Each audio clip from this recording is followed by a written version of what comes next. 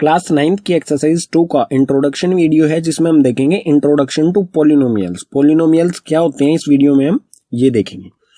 तो पॉलिनोमियल्स के समझने के लिए हमें समझना पड़ेगा टर्म्स को। टर्म्स क्या होती हैं? It is an algebraic expression. Terms को हम अलजेब्रिक एक्सप्रेशन भी कहते हैं।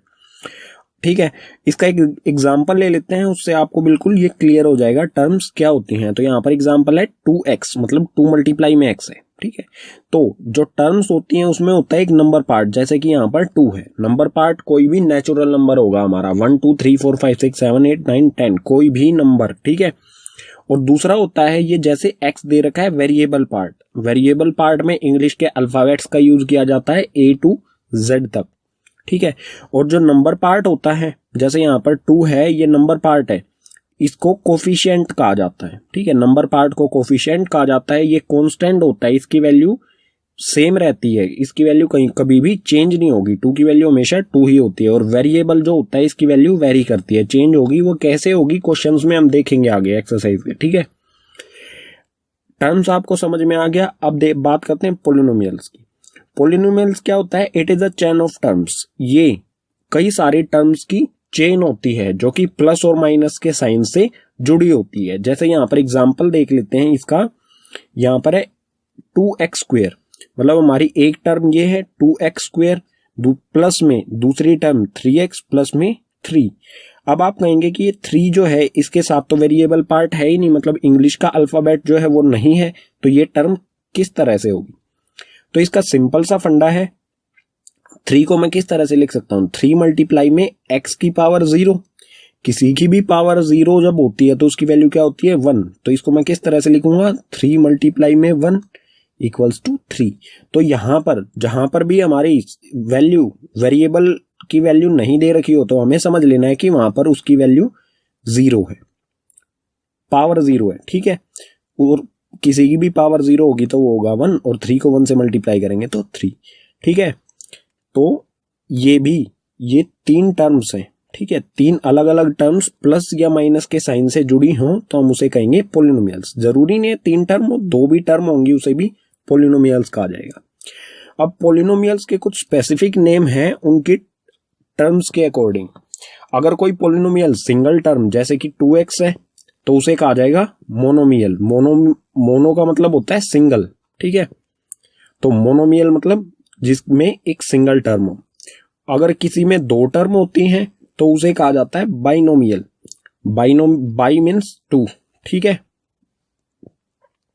तो बाइनोमियल में 2 टर्म्स होती हैं।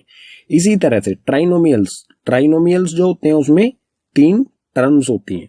तो यहां पर आप देख सकते हैं एक टर्म ये है, एक टर्म ये और एक टर्म ये, 3 अलग अलग टर्म्स हैं तो वो हो जाएगा ट्राइनोमियल्स।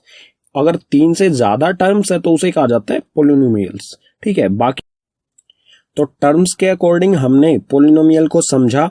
अब हम समझेंगे डिग्री के according. Degree of polynomial. Degree का मतलब होता है हाईएस्ट पावर। जो भी हमारा पॉलिनोमियल है उसकी हाईएस्ट पावर क्या है? तो एक एग्जाम्पल से समझते हैं। जैसे यहाँ पर हमें दे रखा है 4x minus 3x square plus में 5। यहाँ पर हमारे सामने 3 टर्म्स हैं। ठीक है, जो प्लस और माइनस के साथ जुड़ी हुई है आपस में। तो हाईएस्ट पावर हमसे पूछा जाएगा degree of the polynomial. What is the degree of the polynomial? Highest power ढूंढेंगे हम इसमें वेरिएबल की। तो वेरिएबल की हाईएस्ट पावर, यहाँ पर x की पावर 1 है, यहाँ पर x की पावर 0 है। मैंने पीछे बताया था जहां पर हमें वेरिएबल नहीं दे रखा हो वहां पर हमें समझ लेना है वहां पे वेरिएबल की पावर 0 होती है। तो हाईएस्ट पावर क्या है? वेरिएबल की हाईएस्ट पावर है 2। तो डिग्री ऑफ द पॉलिनोमियल क्या हो जाएगी? 2। ठीक है, और इसको अरेंज किस तरह से किया जाता है? According two degree. डिग्री के अकॉर्डिंग पॉलिनोमियल को किस तरह से अरेंज किया जाता है? सबसे पहले लिखी जाती है हाईएस्ट पावर वाली वैल्यू, उसके बाद लोअर की तरफ जाए। ठीक है, जैसे ये है, ये प्रॉपर वे में अरेंज नहीं किया गया है पॉलिनोमियल। इसको हम अच्छी तरह से लिखेंगे तो ये क्या है? 3x square. हाईएस्ट पावर क्या है? 3x square. हाईएस्ट पावर यहां पर है, तो हम इस पूरे को उठाएंगे विद साइन के साथ उठाया जाएगा इसे। तो ये है माइनस 3x स्क्वायर। उसके बाद यहां पर पावर 2 है, पावर 1 किस में? 4x में, और ये 4 कैसा है? प्लस का, तो प्लस 4x, उसके बाद प्लस में 5। तो इसे इस तरह से अरेंज किया जाता है। सबसे पहले हम इसमें लिखते हैं हाईएस्ट पावर। हाईएस्ट पावर, उसके बाद लोवेस्ट, उसके बाद लोवेस्ट, ठीक है, लोअर। इस तरह से इसे अरेंज किया जाएगा। अब डिग्री के अकॉर्डिंग पॉलिनोमियल्स को क्लासिफाई किया गया है। किस तरह से क्लासिफाई किया गया इस टेबल में देखते हैं। जब डिग्री 1 हो, यहां पर आप देख सकते हैं ए बी जो है हमारे, ये है नंबर पार्ट यानी कि कोफिशिएंट, ठीक है, A B C and D, यहां पर हमारे ये ए बी सी डी जो है ये कोफिशिएंट है, ठीक है, कोफिशिएंट यानी हमारे जो नंबर पार्ट है। तो अगर डिग्री 1 हो, यहां पर आप देख सकते हैं वेरिएबल है हमारा एक्स की पावर क्या है 1। अगर कोई पावर नहीं लिखी हुई है तो हमें समझ लेना है कि 1 है, हाईएस्ट पावर यहां पर है 1। अगर किसी भी पोलिनोमियल में हाईएस्ट पावर 1 होती है तो उसे कहा जाता है लीनियर पोलिनोमियल्स, ठीक है।